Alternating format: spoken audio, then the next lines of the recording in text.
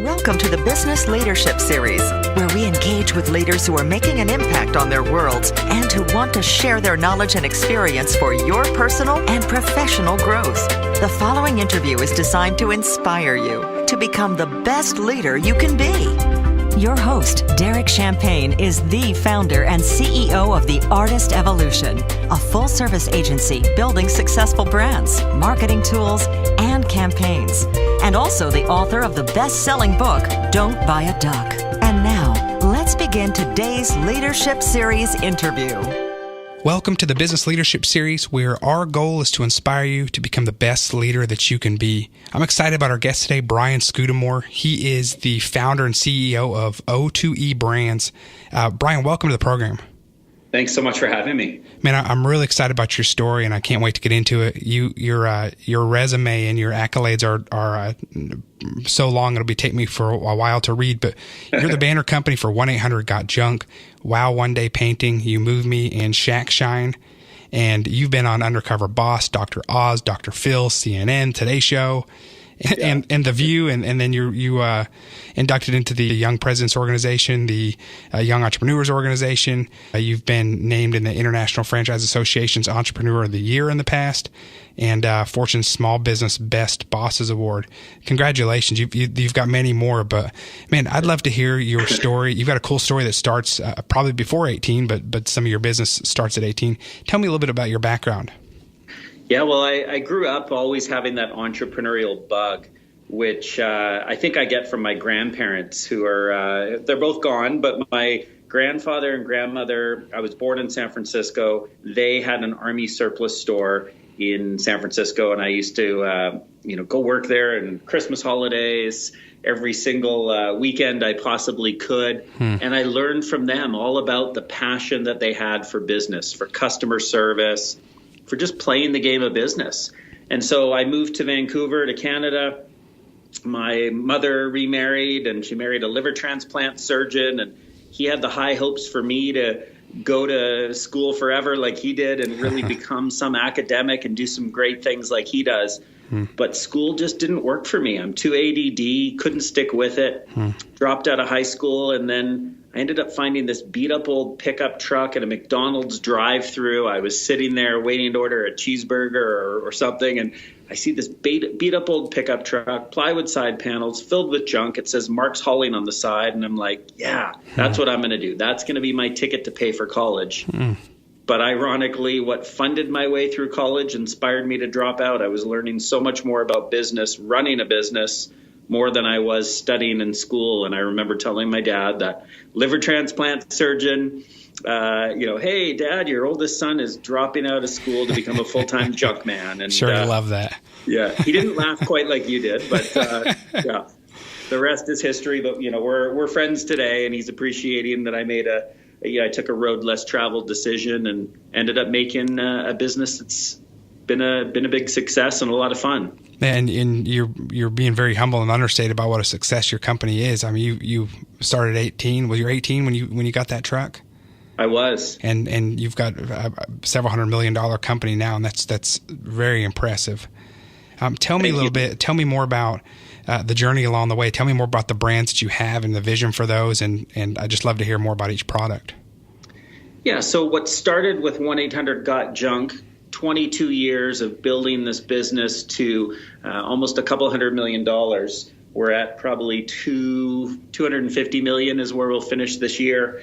And when I look at 1-800-GOT-JUNK and everything we learned about customer experience and taking care of our employees and our people, I said, can we scale this into something else? We understand the ordinary business of junk removal and how we've made it exceptional. What else could we do? So I formed a parent company called O2E, which stands for Ordinary to Exceptional. If we can take ordinary businesses and make them exceptional through customer service, imagine the possibility. And so the next brand became Wow One Day Painting. I was looking to get my home painted, had trouble figuring out who to call. I didn't know a lot of painters. I networked through Facebook, and a bunch of my friends gave me names and numbers. The first two people came by and they had cigarettes hanging out of their mouth. They just seemed unprofessional and exactly what I would have expected from a painter. Sure. But the third guy came by Jim Bodden, and he had this shiny van outside. He was uniformed, he was professional, clean cut, and he blew me away because he said, listen, when we agree on painting day, I'll have your house painted in a day. I didn't think it was possible. I put him to the test. I was so impressed with him. And sure enough, I come home at 6:30 p.m. on the day of painting, and floor to ceilings, molding, trim. It was immaculate. Wow. And I said, have you ever looked at franchising your business? He said, yes, I have. It didn't work for me. I said, I think I can help. We partnered up. I ultimately acquired the business, and today we've got almost 40 franchise partners with Wow One Day Painting across North America. Wow, that's incredible. How many? What about 1-800-JUNK? How many franchises are with that one? We're almost a couple of hundred. Wow.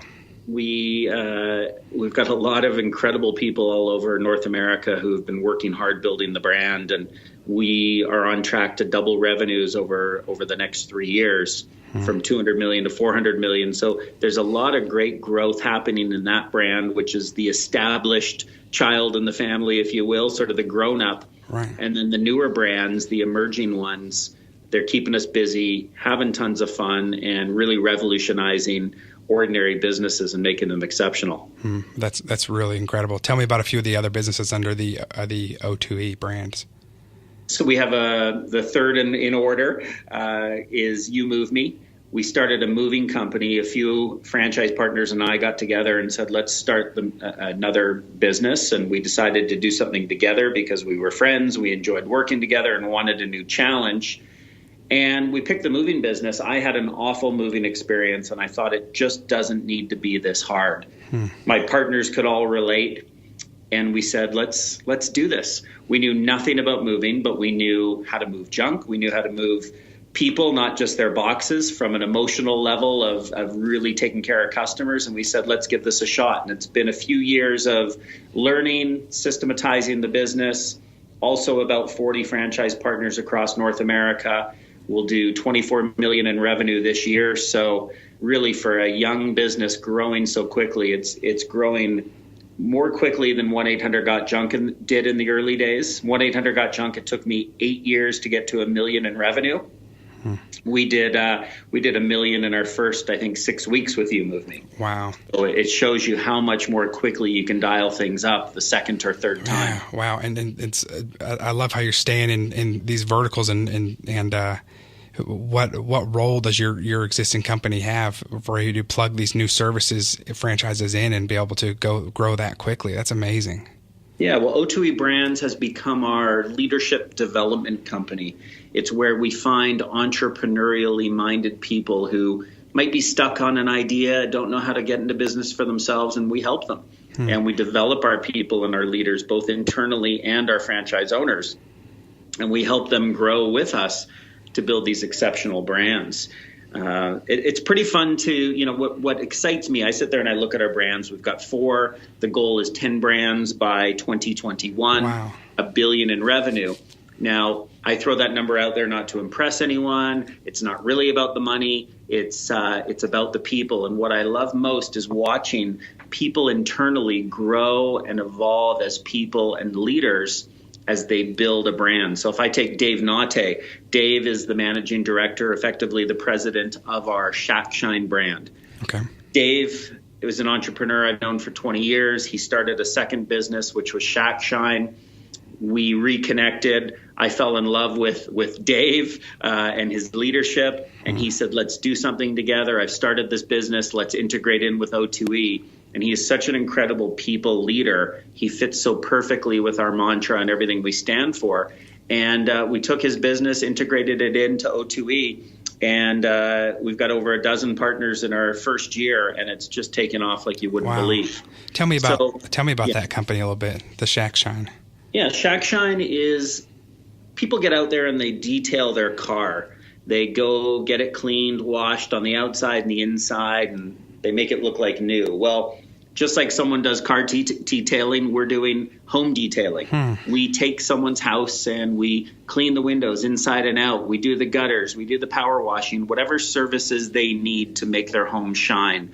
And so while we call the company Shack Shine, there's some pretty big, beautiful shacks that we're shining. So it's a little tongue in cheek. But again, a business that's so fragmented, so mom and pop, like the early days of our junk removal days, we are taking a fragmented industry and really turning it into this powerhouse national brand where people wouldn't think of using anyone else other than Shack Shine if they've got to do windows. Yeah, that's awesome. I love that model. So cool.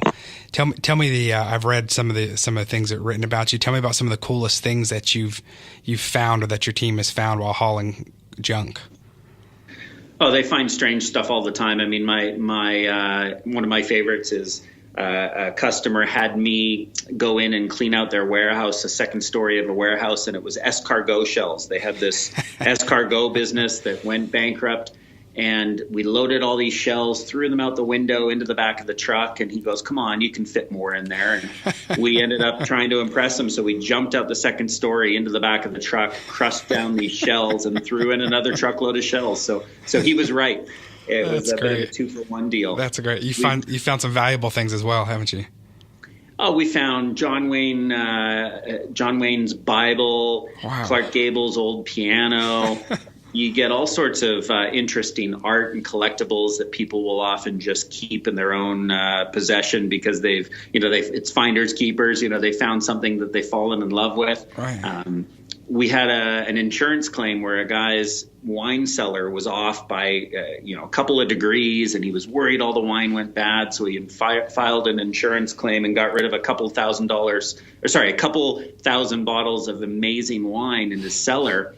Insurance paid him to have us haul it away, plus gave him his new wine, and wow. We ended up with a wine collection that was just absolutely unbelievable. That's awesome. How cool. Yeah, that's probably a never dull moment with those things. No, and it allows our truck team members to find some cool stuff. And, I know there's a lot of our truck team members that are funding their way through college, and they will take an apartment and furnish it through things they find in junk. And so while unfortunately the world is somewhat wasteful and we like to get new things, at least we are reusing, recycling, donating. Our number is currently 61.3% of what we haul away gets diverted from the landfill. Wow, that's impressive. So I obviously you've got an impressive resume, but I also, reading up on you, really loved your leadership style, and then also how you manage yourself as a leader and as an entrepreneur, and it's something that many of us struggle with, and it's relevant to me this week too. And can you talk a little bit about your think day, your free day, and that kind of that model that you have for your own self?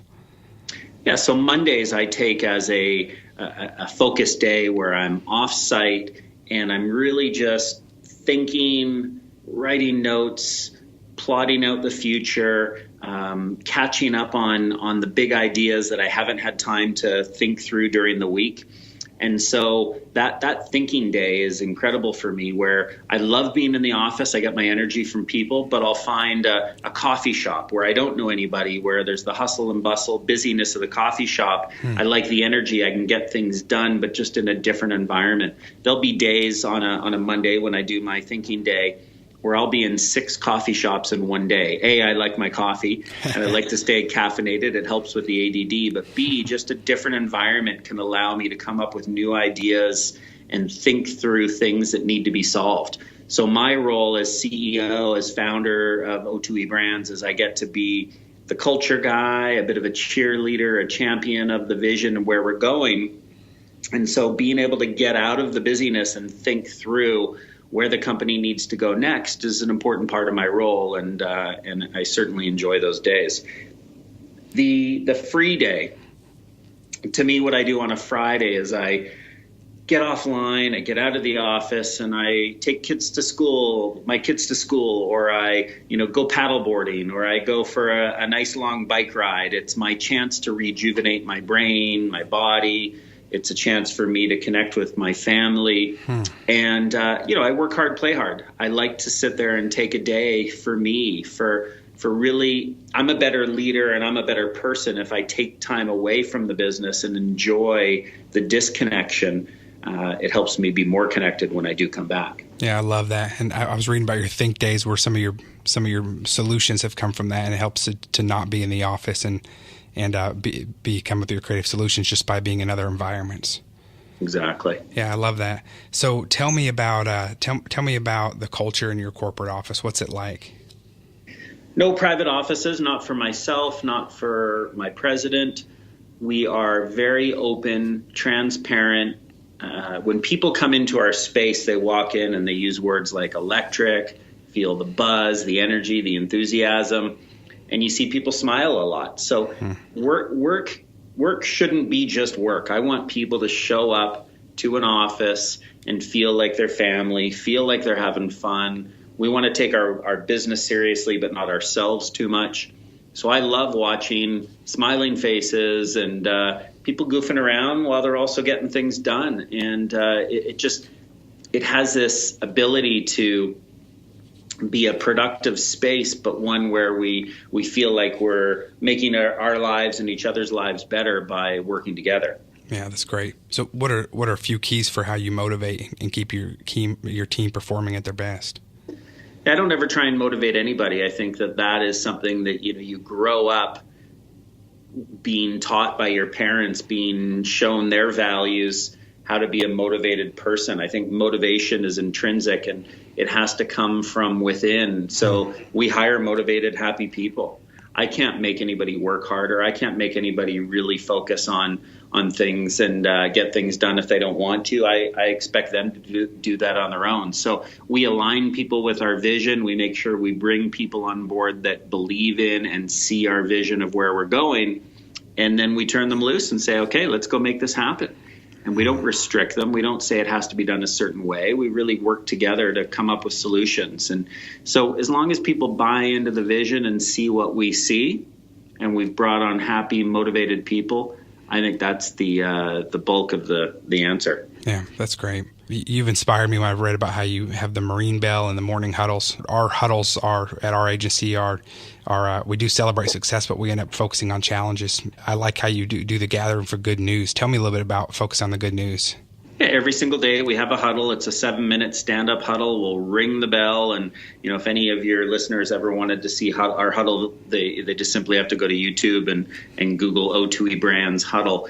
And what that huddle does is it brings us together once a day, every single day, where we can pulse faster, get things done, solve problems more quickly and more enthusiastically together. So the good news component of huddle is we start, whoever's running huddle that day, it's always a different person. They'll say, who's got good news? And you'll see hands fly up, and every single day someone's got some good news to share. It could be personal good news about a life goal they accomplished. It could be something as simple as, a win in the sales center, some story about some customer phone call that was really exciting. Whatever it is, big or small, we've always got good news and we share it. And it really sets the theme for the rest of huddle that there's lots to celebrate.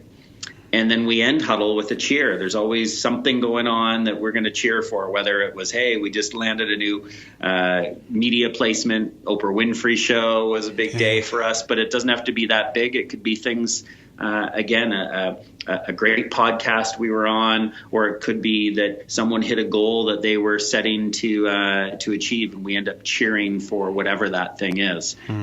So it starts with good news, ends with a cheer. Lots of energy, lots of enthusiasm, and it's a cool culture. That's awesome. I love that. That's inspiring to me. We're going to take some things away from that.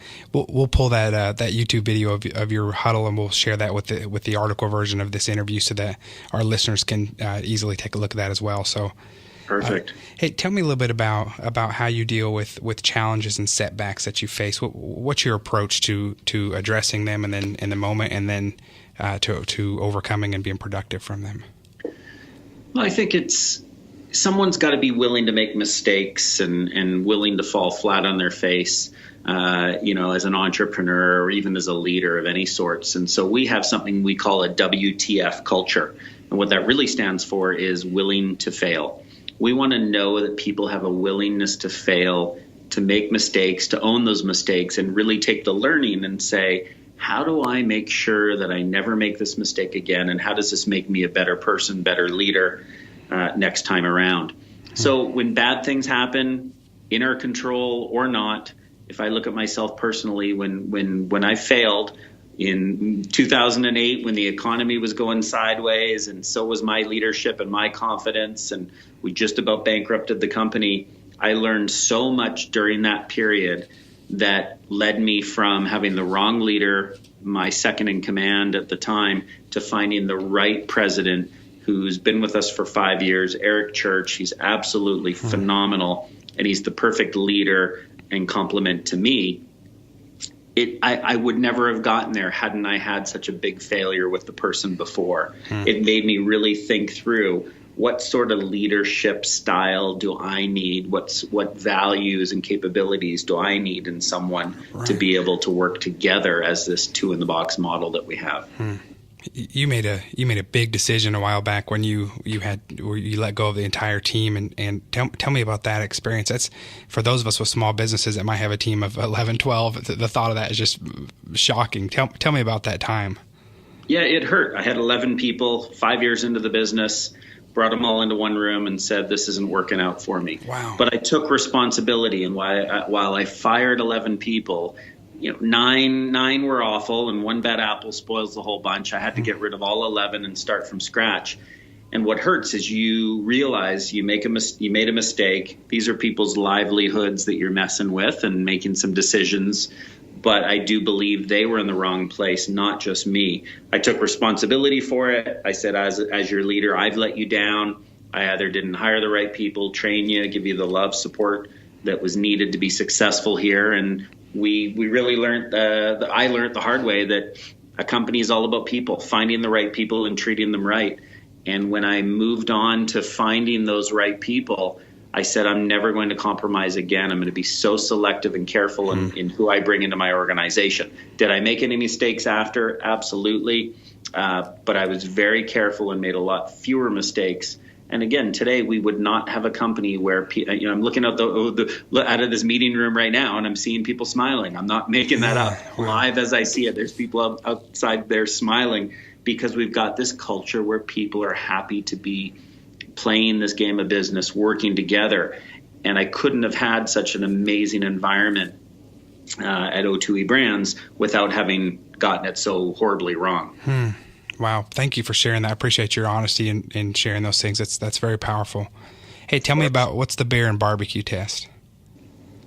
That's a bit of a hypothetical test that we put people through to determine, are they the right people, and are they the right people for us? So if I look at our culture, we want fit with our culture. We hire first on attitude, then train on skill. So if I'm interviewing someone, I ask them, do they pass the barbecue test? Are they someone that I could see having a beer on a patio on a nice sunny day with? Do I find them interesting? Are they interested? Do they have a passion, something that they bring to the business that we have in common, that we know that this is a great person to have here? Now, it isn't just my opinion or someone else who's interviewed them who might have asked if they passed the barbecue test. The beer test. It's then the barbecue test. How would they fit in at a company barbecue? If we're doing our 4th of July outdoor barbecue, we got the whole company there, how would this person fit in? Does this person chat, get along with, connect with their peers and their fellow employees? Could you see them really fitting in? Now, we're not looking for clones, and everybody's got to be energetic, enthusiastic, just like us. We're looking for diversity, but we're looking for people that still fit together. Right. And it works for us. So the beer and barbecue test, I wrote an article about it on Forbes, and it was one of those things where it was a big aha for us when we discovered that hiring is much simpler than people make it. Trust your gut. Do you like the person? And, of course, do they have the skill? But look at the skill as a secondary factor. I love that. I had never heard it put quite that way, and thanks for sharing that. Of course. So let me ask you, what does success look like for you? How do you measure success? Success to me is when my kids are grown up, are they going to want to spend time with me? Do they like the person I am? Did we connect enough when they were younger to build a strong relationship? To me, success is all about family and friends and everyone being happy. So if I look at the $1 billion business, if I build a $1 billion business by 2021 and I don't have friends and I don't have family that wants to spend time with me and I don't have my integrity, I mean, what really matters is that you've got the love and support of the people around you. Right. So it's not really about $1 billion. It's not really about 10 brands. It's about taking an ordinary business and making it exceptional through relationships and connections that we have with people, and enjoying that journey. You know, the most powerful part of me building my business with these great people is the journey. The billion, it's going to be, it's going to kind of be a sort of, okay, we hit it, great. Yeah, right. It's not really about that. The exciting part is every single day, like today, the journey that we're making together, solving problems, making mistakes, making big strides. And it's pretty exciting stuff. I love that, and enjoying the journey is so important. Sometimes we think of that, and I don't always think about it in our work environment as an entrepreneur or CEO of a company. But that's back when you had to change your team a while back. You had mentioned in an article that you just weren't even enjoying coming to work as much. And for those out there that have that experience, you want to enjoy that journey as well. That's your journey, even coming into your work. So that's awesome. Hey, what's your proudest accomplishment, personal, professional? What are you most proud of? I'd probably take it back to just all the smiling faces here. Yeah. People like the environment that we've created together. And I've always said that we are building something much bigger together at O2E Brands than any one of us would have ever chosen to build alone. That's great. People are happy, and not every day at work's a great one, but there sure are a lot more great days than there are bad ones. And we've got an optimistic culture. And I think if I feel proud, most proud of the one thing I think is just that we've created a place where people can have fun, feel like they're accomplishing something, and that we're working towards building something great together. That's great. With all that you have going on, and you're obviously very focused, and you can tell that you've got a model that works for you that you plug into with these brands. But how do you maintain focus? What are a couple of secrets for you that keep you from having that entrepreneurial wiring and get you so distracted that you spread yourself thin with so many different projects? Learning to say no. Learning to say no, I think, is a really powerful skill. It's hard to say no to people. It's hard to say no to opportunities, but you have to pick and choose the ones that are most impactful, that align with your values, that just fit. So I had a friend of mine who went out and interviewed a whole ton of billionaires, I think 23 billionaires. And this guy, Rick Sapio, did these interviews and found out what people had in common and patterns. And two of the well-known billionaires he interviewed, Warren Buffett and Richard Branson, both one thing that they all seem to have in common was their ability to say no. And Richard Branson always says he has this ability to, he has to make room for the bigger yes. And there's these big opportunities, and you just can't have them happen unless you're really, really careful about what you say no to, but what you say yes to. So you really got to be saying no more than you're saying yes. And it's a discipline that I think really successful people have in order to stay focused. Wow. Great advice. I appreciate that. What other final advice you'd like to share with us? I just love being an entrepreneur, and I am happy to help others. I think if anyone ever has, wants to learn more about us and some of our thought leadership, any of the lessons we've learned from other companies, they could go to o2ebrands.com, and we've got a section there with our thought leadership. But, everything we do is an idea borrowed from someone else. We really look to model other companies, other leaders, people that have done things exceptionally well. And then we've learned how can we take that and apply that to our business or our lives. So it's a proud profession that I feel a part of, being an entrepreneur, and anyone else who's lucky enough to be in that same field probably knows what I'm talking about. Brian, thank you so much for being our guest today. I'm honored to get to talk to you. You truly are a rock star in what you're doing. I love the focus that you've had and how you've built the brands you've built. Our listeners can go to o2ebrands.com. And Brian, just thanks so much again. Thank you very much, Derek, and all the best to you and your success. Thank you so much. You've been listening to the Business Leadership Series, where we engage with leaders who are making an impact on their worlds and who want to share their knowledge and experience for your personal and professional growth. This interview was designed to inspire you to become the best leader you can be.